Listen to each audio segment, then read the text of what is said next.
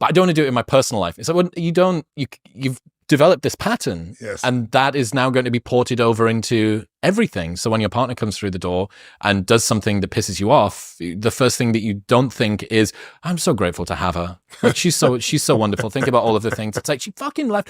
The makeup's out on the counter again, and she didn't clean up the such and such. So just dig into that difference between focusing on what's right versus focusing on what's wrong when it comes to your trajectory in life. I think it's important to realize wherever focus goes, energy flows. It's corny, but it's true, right? In fact, maybe an easier way of saying it is we don't experience life. None of us do. We experience the life we focus on. So in any moment, what's wrong is always available. So is what's right.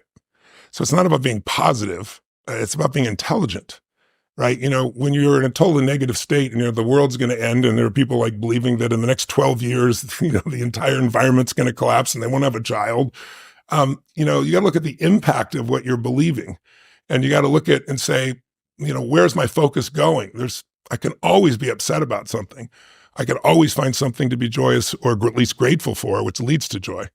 And I think it's having that, learning to discipline your disappointments, not allow them to grow and to move on and to use whatever life is giving you. But to me, it's like, I think there's 3 decisions that people make every moment of their life. Now, I'm not saying they make them consciously,